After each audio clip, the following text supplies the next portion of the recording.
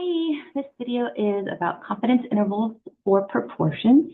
And just like the last one, this one's going to be pretty quick because you already know about confidence intervals. The only thing that we're adding the new layer is using proportions. So looking at our worksheet for today, we have a situation. I already drew my p-hats in, so I'll get to that in a second. I don't want to be drawing hats while you guys are watching. Okay, so this first problem, well, before we get to this first problem, let's talk about what proportion is. So proportion, it's like the percent of people that do something. In this example, it says she surveys 560 car owners and finds that 225 have an SUV. So 220, I'm trying to, let me see if I can highlight this, and well, I'll just write the formula right here.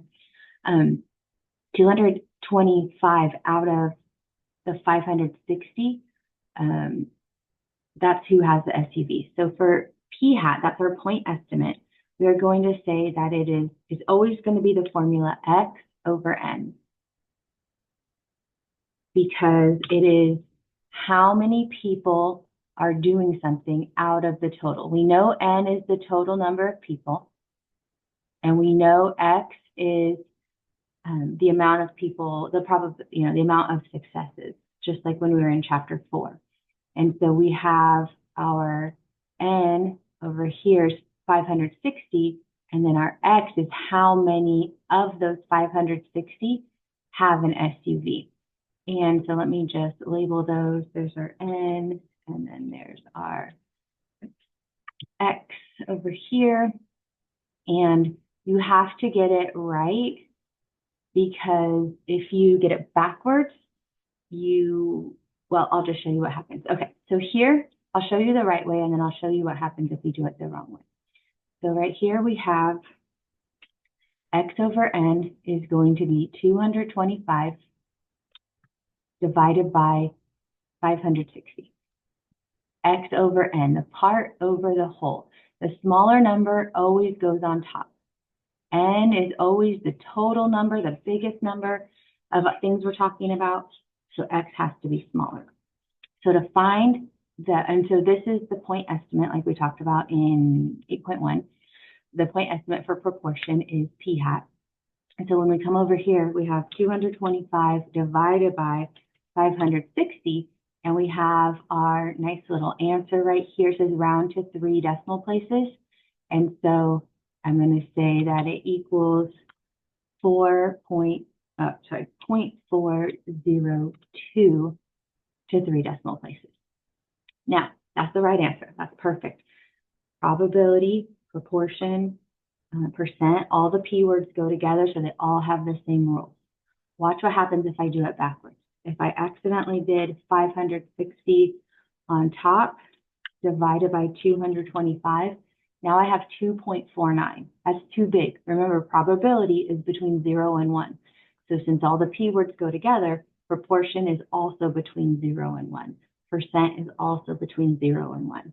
In other words, this 0.402, I'm saying 40.2% of people in this survey have an SUV, because it's 40%.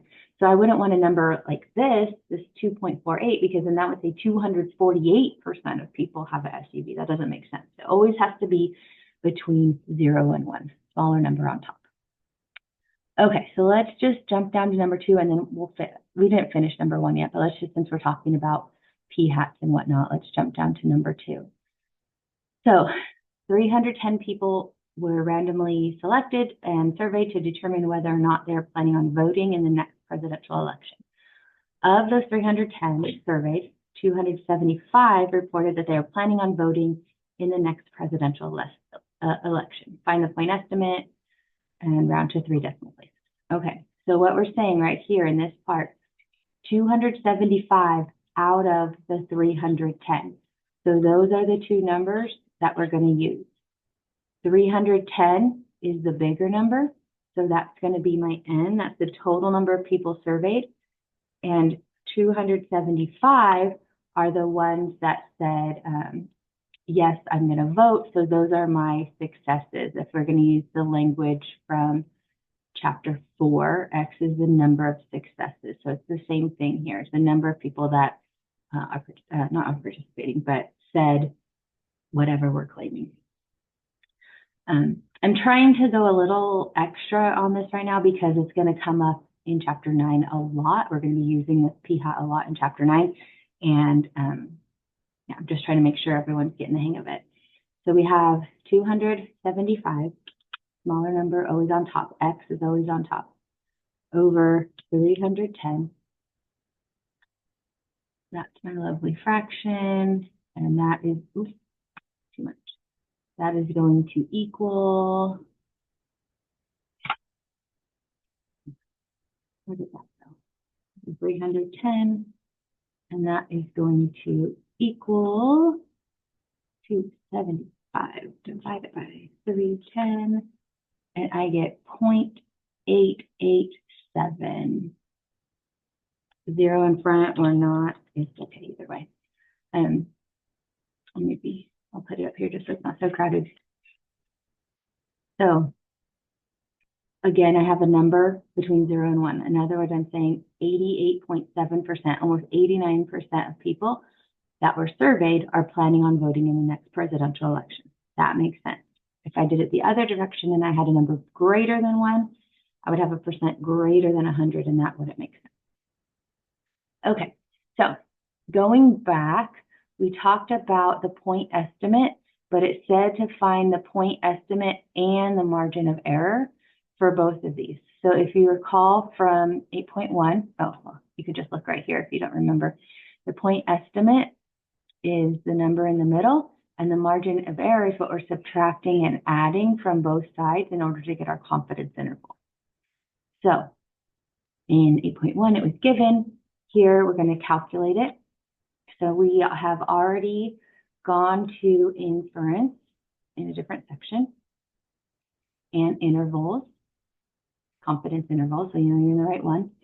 And now we're going to stop at one proportion because this is about proportions. So I'm going to go to proportions. Notice this one just says Z interval. I don't need to choose between T or Z here.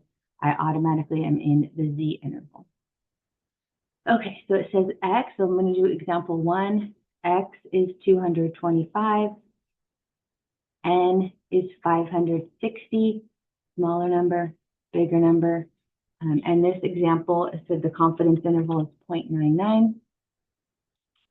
And so I get that my p-hat is 0.402, rounded to 2 decimal places, which is exactly what we said earlier. And we get that the margin of error is 0.053.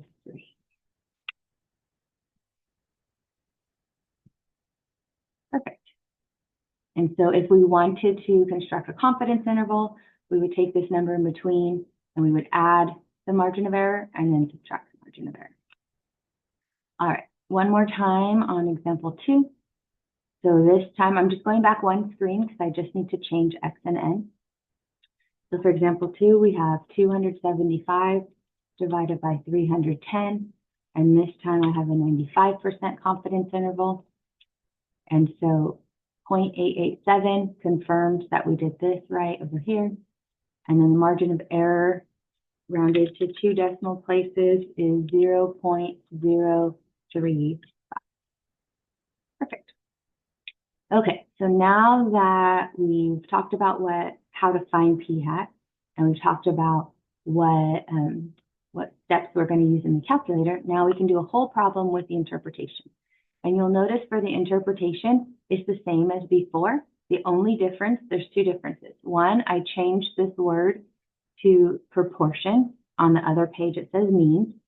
And then over here, we don't have units because there's no units for proportion. Proportion is just this decimal to 3 decimal places.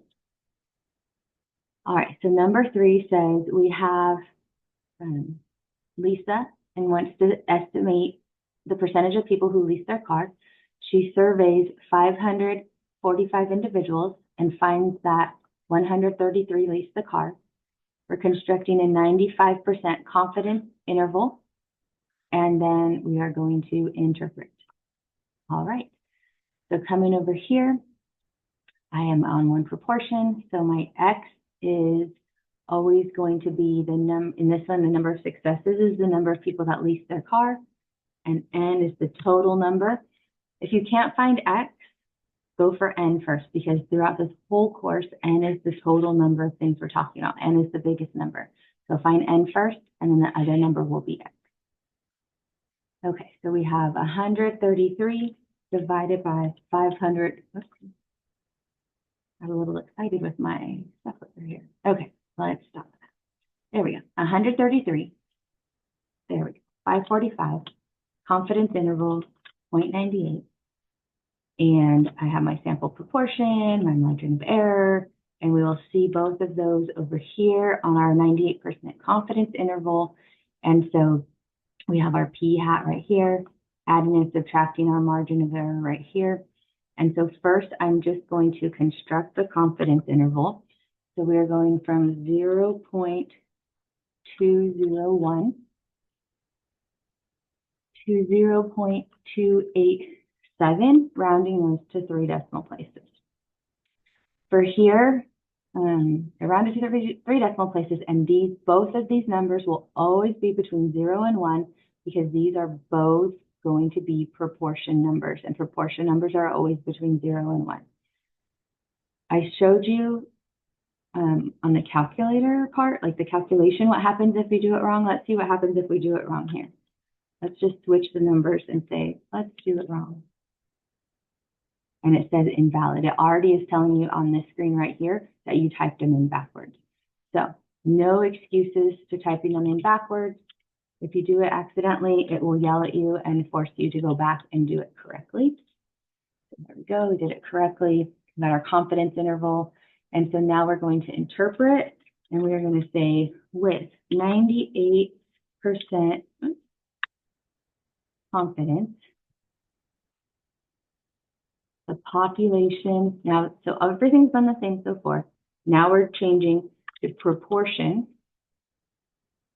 of, and we're talking about people who lease their car, is between, and oops, it always covers up my answers. Let me go over here, 0.244 and 0. No, that wasn't right. That was the p hat. 0.201 and 0.28. No units. That's it. That's our final answer. We have our two numbers. Smallest number always goes first. We read from left to right. Numbers go from left to right. Smallest numbers on the left, bigger numbers on the right. And so again, we're just copying this sentence right here, filling in the blanks. This time we're using the word proportion, and we don't have units because there's no units. It's a proportion or a percent. Okay, let's try this one more time. We have Michael wants to estimate the percentage of people. And right here, when I see percentage, if I didn't know what I was doing, now we know that we are in 8.4, which is proportion. So all of these are going to be proportion. But what if it's the test or the quiz and you don't know which one you're doing? If you see the word percentage, we're doing a proportion problem. If you see proportion, you're doing a proportion problem. All the ones in the last examples either said average or mean. This one will say percentage or proportion or both. So that tells me I'm on the proportion choice of the confidence interval. So we have, and notice there's a lot less numbers. We just have our X and our N, and that's it, and our percent, nothing else. And that's all they're asking for. So we have our X, 255 out of 575 individuals have a retirement account. Let's construct a 90% confidence interval. So here's our 90%. And just as a reminder, just like with the means, you can change the interval. If you have two problems that are very similar, sometimes you'll see a problem with the same data, and then the next problem attached to it is just changing the percent. So you can just change it right here instead of going back. But we want 90%. So I'm going to trick the computer. I'm going to put the confidence interval on this side this time, so it won't cover up my answer. 0.1 0.499, 0.574. There's my confidence interval. Oh, see, haha, it doesn't cover it. Then my sentence with 90% confidence, the population proportion of people who, and notice I'm just copying the question. Up here, it said people who lease their car. This one says people who have a retirement account. I'm just copying the words, and you've probably already seen in the other sections, if you've done the homework, how these are worded, where you're mostly just filling in the numbers. You have a retirement account is between 0.499 and 0.574. No units. All right, so it's all about knowing which one's X and N and which buttons to push on the calculator. And once you get the hang of those two, then you got this section. That's why I didn't put like a million examples, because I figured you'd already done enough confidence intervals that you already kind of knew which ones to put on the calculator. You just needed to see the stuff unique to this section. So if you have any questions or you want to see more examples, just let me know. Otherwise, I will see you in the next video. Bye.